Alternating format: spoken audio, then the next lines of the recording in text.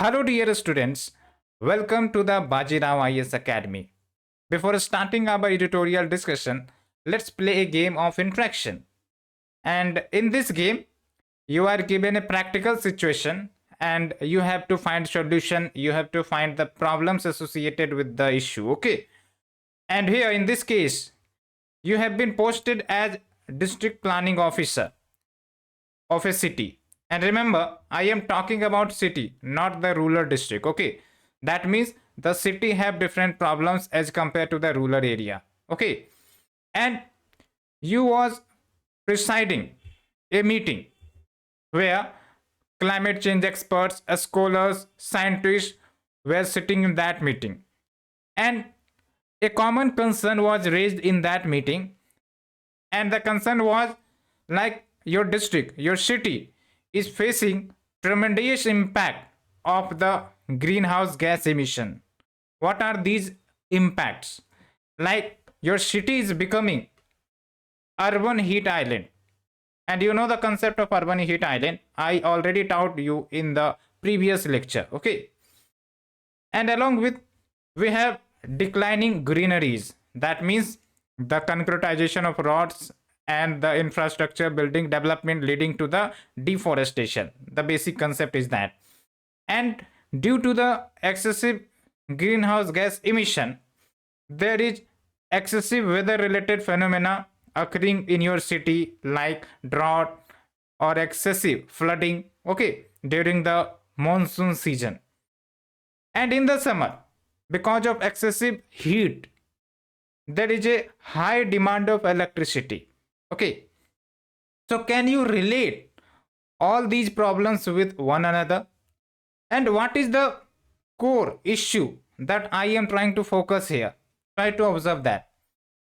And you have to find the causes of the greenhouse gas emission, that why in your city there is immense increase in greenhouse gas emission. Okay, and it can be the direct factors, indirect factors. So you have to tell me about indirect factors as well, and also give me one innovative solution. You may have read various solution to decrease the greenhouse gas emissions, all of that, but apart from that solution, try to provide me some innovative solution, and the innovative solution can be technological as well. Okay, so integrate technology and how you will able to curb this challenge, because it has numerous impact.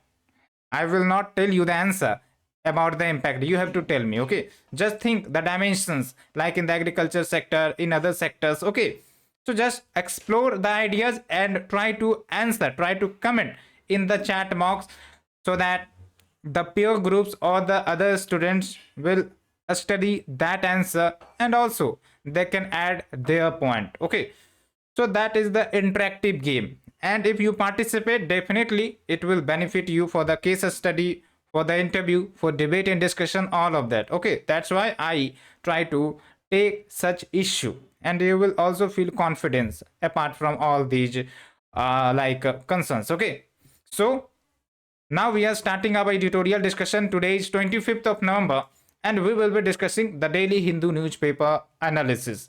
So today we have three articles in focus, and the first article is related to climate, a smart agriculture. That means a smart agriculture. Okay, so here we will be understanding about a smart agriculture.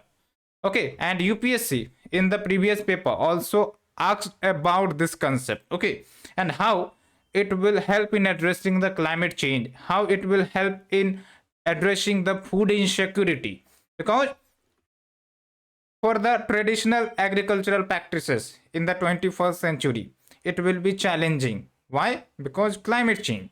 So we need to renovate, we need to innovate, we need to ensure that our food security must be protected, and for that innovative solution is needed, and one of the solution is climate smart agriculture.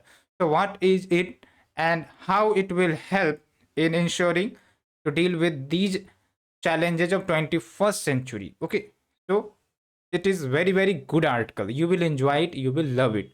The second article is related to Supreme Court's judgment on the governor. You know that recently some state government went to the Supreme Court regarding the governor issue. And why they went to the Supreme Court? Because many bills was getting paused in the governor, okay, and the assent was not given. Actually the bills was withheld, okay, and that's why it led to the tussle between state government and governor. And because of that, there was issue in administration of the state, all of that, okay. So we will be exploring, and the judgment becomes very very important, and for the prelims as well and for the mains as well, because such type of questions do gets repeated in the prelims, in the mains, okay. So kindly look around these issue, okay. And the third article is related to sudden spike in the pneumonia cases in the China. You are seeing that when we talk about COVID-19, it has started about 4 years ago, but still some or other cases are there, okay. So 4 years happened, but the impact of COVID-19 is still visible on various dimensions, whether it is economy, whether it is the society, okay, whether it is the health, okay. And what was the wrong in that scenario? That China underreported the cases, okay. The transparency issue with respect to the China in releasing the information all was going on, and similar type of scenario is visible when these sudden spike in pneumonia cases is occurring in China, okay. So ultimately there is a need to ensure transparency in sharing the information when such an issue have a global impact with respect to the health, with respect to the disease, okay. So that's the point we all are going to discuss. So now we start our editorial discussion, but before that we have a prelims session, and you have to solve the prelims PYQ, okay. And the question is related to the governor, and you should mark this question as an important, because in 2023 the issue of governor is very much in news, and you are seeing in the newspaper on the daily basis, okay. So the question is, which of the following are the discretionary power given to the governor of a state? Now kindly understand the question, they are talking about discretionary power, okay. So discretionary power means what? That this power is enjoyed on behalf of the governor itself. Here the aid and advice of the state government does not matter to the governor. So that's the important point, okay. And the statement is, number one, sending a report to the President of India for imposing the president's rule. Number two, appointing the ministers. Number three, reserving certain bills passed by the state legislature for consideration of President of India. And number four, making the rules to conduct the business of the state government.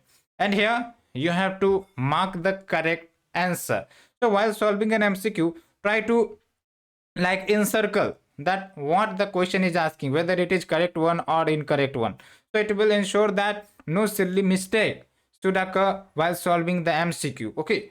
So try to solve in that manner, and try to remember this question, this type of question, and do read the chapter of governor from the standard book or the reference book, like aspirants read M. Lakshmikant. So there are good points given there, and you can definitely read from that reference book, okay. So now we are shifting to the editorial discussion. The first article is related to GS paper 3. So when we talk about climate change, you know that climate change has become a reality, and its impact is visible not only in India but in the global world, okay. But who will be impacted much more? The developing and underdeveloped nation, okay, in terms of the agricultural crisis, in terms of food insecurity, all of that, because developing nation have less resilience capacity, adaptation capacity, in terms of lack of technology, okay. So that means the impact will be much more on these nation, and India is also one of the vulnerable nation, okay. And the vulnerability gets visible when you see the havoc created by excessive rainfall during the monsoon season or the heat waves in the summer season. Okay, so that's the point. And this also leads to the crisis in agriculture. Okay, like productivity of the agriculture gets declined. Okay, so that's the point. And because of the climate change, food insecurity gets multiplied. Okay, and that means there can be the disrupting agricultural production. Okay, and when we talk about another dimension, you have to understand that globally the population is increasing. Okay, and population is increasing, and on the other hand the land available for the agriculture is also shrinking because of the concretization of the land along with the increase in household or the infrastructure. So that means the land availability is also shrinking. So in the coming future, the challenge arising from the climate change will be multiplied in the agricultural sector because of population growth and changing diets. Okay, and to deal with the climate change, can traditional way of farming will make it more resilient? No. So that means we have to change our agricultural practices, farming practices as well. Okay, and to sustain the global population, okay, there is a need that we have to boost our agricultural production by 60% by 2050. That's the point, and that's the concern related to the food insecurity in the global world. Okay, so what is the solution? The solution provided in this article is climate smart agriculture. So what is climate smart agriculture? Breakdown: climate smart agriculture, you know, agriculture, it is practice of growing food grains in the agricultural land. Okay, when you add a smart, so you are adding technology with the agriculture. So when technology is incorporated in the agriculture to address the issue of climate uncertainty along with the implications of the climate change, that comes under the category of climate smart agriculture, and it has numerous benefit in terms of environment, in terms of agriculture resilience, in terms of biodiversity, in terms of increasing the farmers income. Okay, that's the importance of climate smart agriculture, and it boosts sustainable development along with safeguarding food security. Okay, and there are three pillars associated with climate smart agriculture. Number one, increasing agricultural productivity, that will also increase the income as well, along with making resilience to climate change, okay, of our agricultural system. And resilience means what? Like drought resistant crops. Okay, and in fact hybrid crops that will lead to increased production. Okay, so that's the scenario, along with reduce or remove greenhouse gas emissions where possible. And how can we remove it, how can we reduce it? By practicing these climate smart agriculture techniques. Okay, and when we talk about some example of climate smart agriculture, let's say suppose you are cultivating the land. Okay, and you are growing some crop, and you do not know about the soil quality, what the fertilizer needed, okay, which type of nutrient needed. But if you have a tool to monitor, to analyze all these issue, okay, so you will put the content, you will put the fertilizer as an input in the required amount, not unlimited amount that our current farmers do, like they put urea in unlimited amount, and this counterbalance the stability of the production. Okay, so if you have a tool, you can measure that this amount of urea, this amount of the NPK ratio is required, so you will put that amount. So this will, number one, save your cost. Number two, it will ensure that land gets sufficient and the required amount of nutrient, and also it will prevent from land degradation. Okay, so that's the point. And here the technique or the tool, okay, is can be the part of climate smart agriculture. So that's the point. And you can also take an example of the sensor based irrigation. When we talk about sensor based irrigation, like you are irrigating the farm and you have put a sensor in the agricultural field that if certain amount of water get delivered, the motor get automatically shut off. So you will prevent the excess exploitation of the groundwater. Okay, and remember that in this climate change scenario, the water crisis can also get increased. Okay, because the rivers or the lakes can become drier, all of that.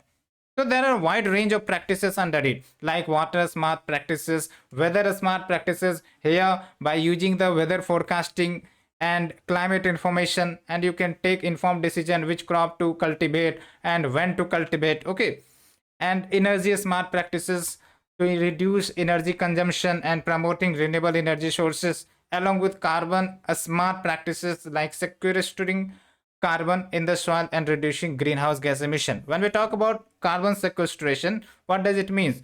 Like the plants, okay, the trees, they absorb carbon dioxide from the atmosphere. Okay, so this absorption of carbon dioxide is known as carbon sequestration. Okay, so that's the point.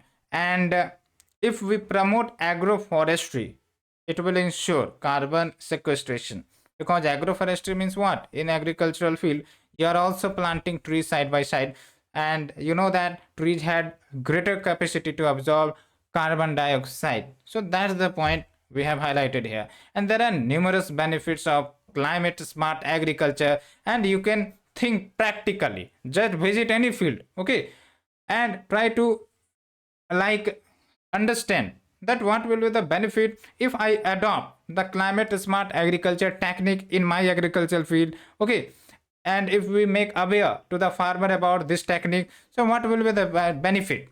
Number one, it will increase agricultural productivity, and if agricultural productivity gets increased, food security will also be get strengthened. I am talking here agriculture productivity, not production. Try to differentiate between production and productivity. So when we talk about productivity, what does it mean? That in the same area of land, you are producing more rather than expanding your land, because expanding, that means increase in production. But when we talk about productivity, we are producing more and more by incorporating technology, by incorporating efficiency. Okay, that's the point. And along with improved resilience to the climate change, and it will also reduce the global greenhouse gas emission, because agricultural sector contributes 17% of the total greenhouse gas emissions. 17% is a huge amount. Okay, and that means it will also enhance environmental sustainability, because it will care the environment as well. And along with it will improve the soil health, biodiversity conservation, economic opportunity for the farmers, because the incomes will be getting increased, and the farmers will be well aware that which crop to be grown in which season and in which time, because we have the meteorological data, okay, the technological data. And along with fulfilling the SDG goal, sustainable development goal, because sustainable development goal talks about removing hunger, okay, poverty, and the increasing farmers income. So all are related to the sustainable development goal. And if we implement climate smart agriculture, that means the goals of the SDG will be fulfilled. So that's a bigger achievement. Okay, and along with ecosystem based approach, and it will also prevent the habitat degradation. Okay, and it will also ensure the fulfilling of Paris Agreement goal. In the previous lecture, we have talked about the Paris Agreement goal and the target associated with it. Try to tell me the target in the comment section, okay? Because repeating the things from your side, it will ensure that the recalling power of your mind will boost it. So that's the point. Hence, in the mid of the session, I want to ask some of the question, and you should give the answer as well. Okay, and one important thing in the climate smart agriculture is like community supported effort. Here community means what? People's participation. So if people participation will be much more in promoting the CSA, that is climate smart agriculture. That means at the global level, the acceptance will increase. And if acceptance increases, then our benefits that we have studied under the climate smart agriculture will get boosted up. Okay. And at the global level, people are adopting, farmers are adopting to this sustainable agriculture effort, like they are promoting agroforestry, sustainable water management, along with precision agriculture. Tell me the concept of precision agriculture. Okay, so if any concept you thinks you are not understanding, try to break. Like precision, that means to the point, and agriculture, that means agriculture. So if a crop that requires water to that point, so we have the irrigation system that provides water only to that plant. Okay, so that is the precision, and precision increases the productivity. That's another point. And when we talk about how the climate smart agriculture is going to benefit the agriculture sector and dealing with the climate change, so number one, we have the crop diversification concept in this system. Along with it, increases water efficiency, integrates drought resistant crop types, along with ecological stability as well. So these are the benefits associated with it. And when we talk about India, so India is concerned whether related to the climate change, whether related to the food insecurity is also higher, because we have the highest population in the world, and also we have the less land area for the agriculture, and along with increasing urban infrastructure and the buildings and concretization and urbanization, all of that. Okay, so that will also reduce the land available for the agriculture in the coming future.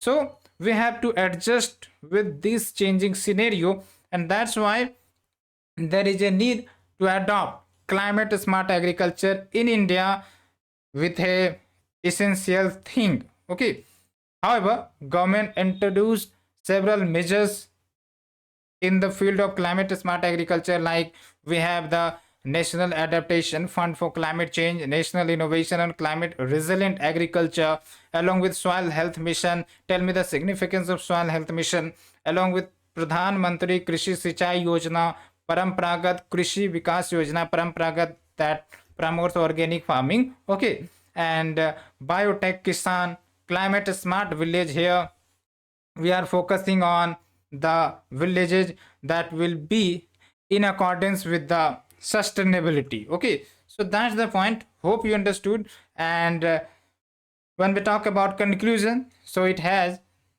immense potential to address the challenge of climate change, and along with food insecurity, and along with addressing the issue related to the fulfillment of sustainable development goal.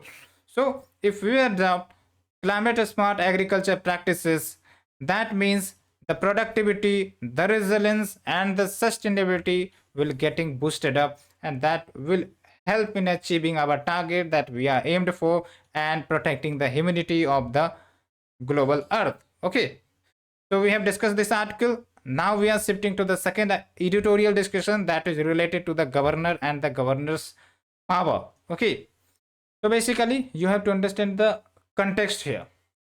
What was happening before the judgment of the Supreme Court came?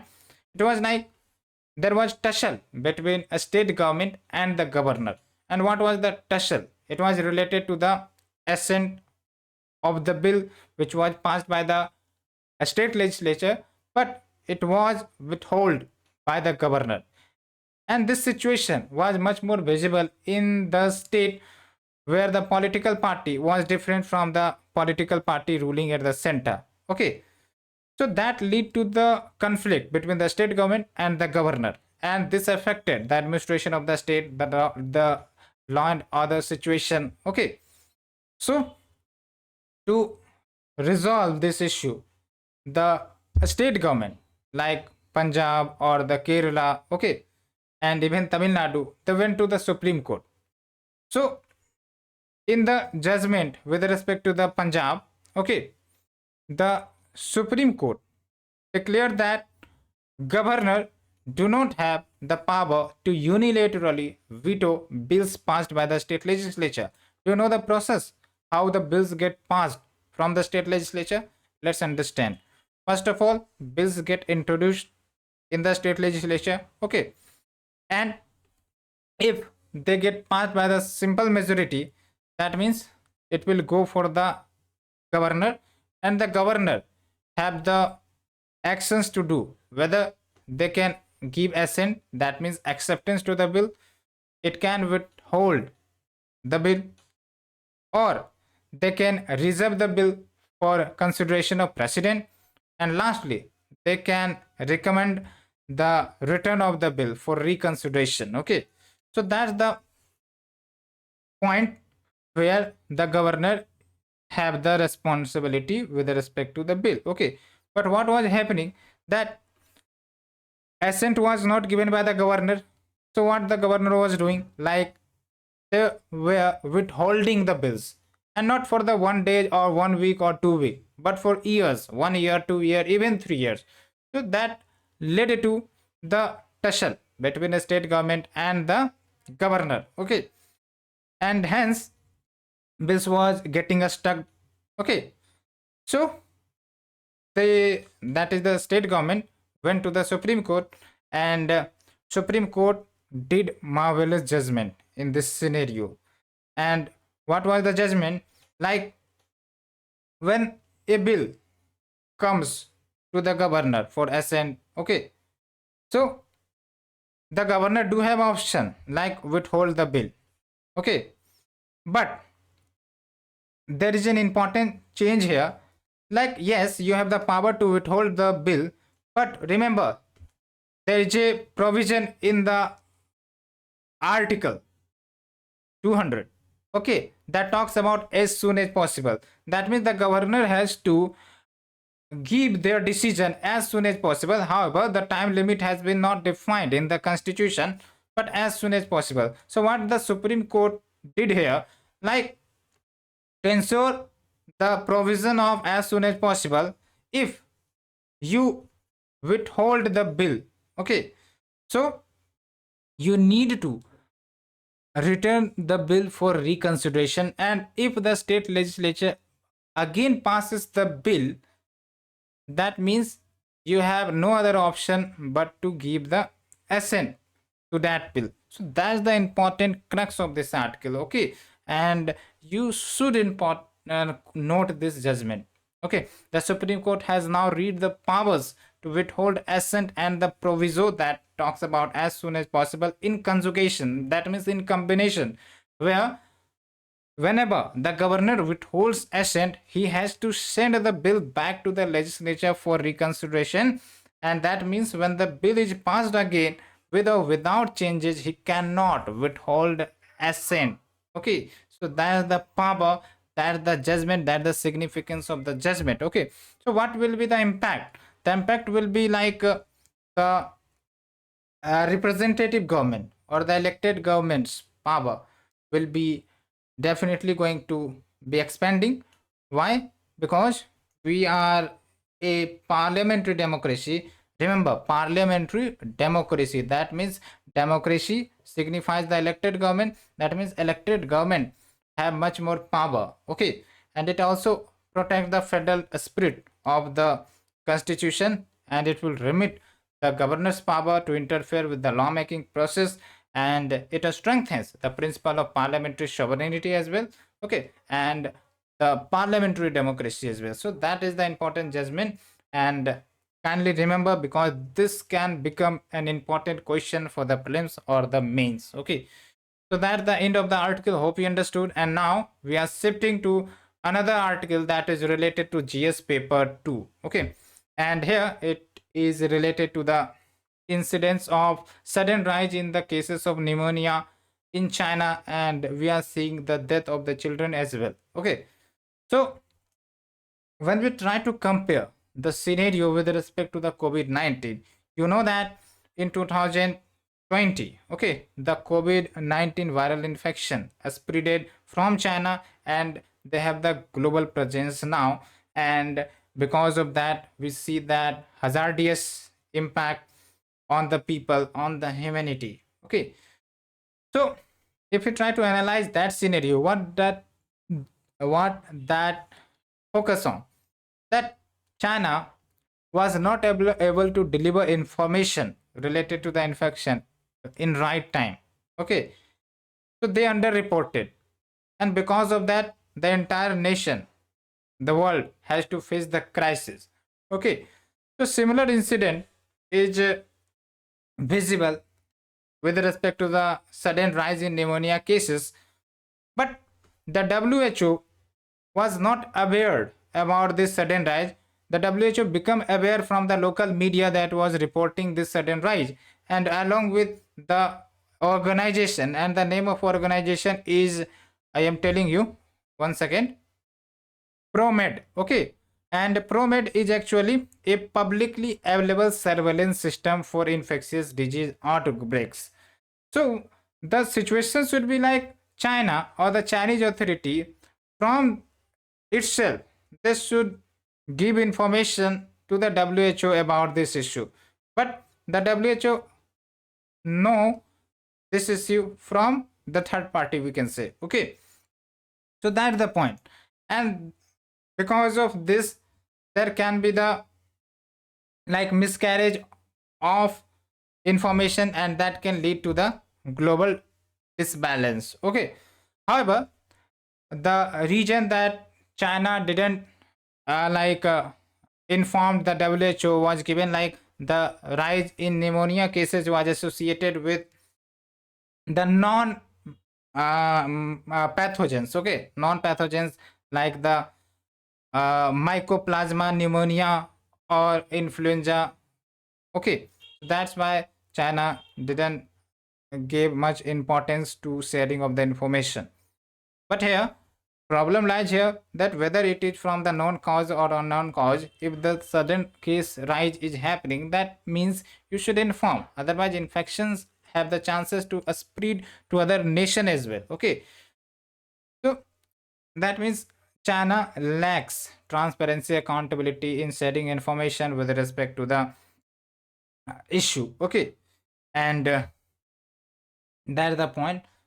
And when we talk about Chinese responsibility to WHO, so China is obligated to inform the WHO promptly about the potential public health threat, and there should be voluntary reporting, not that WHO is asking for the information, then China is giving. That should not be there. If such type of incident occurs, then voluntary reporting is very much necessary. Okay, and that should have applied in terms of the pneumonia cases which have started rising from October. Okay, so that early global health monitoring should be boosted up, and China should adhere to the international obligations and prioritize the global cooperation in public health matters.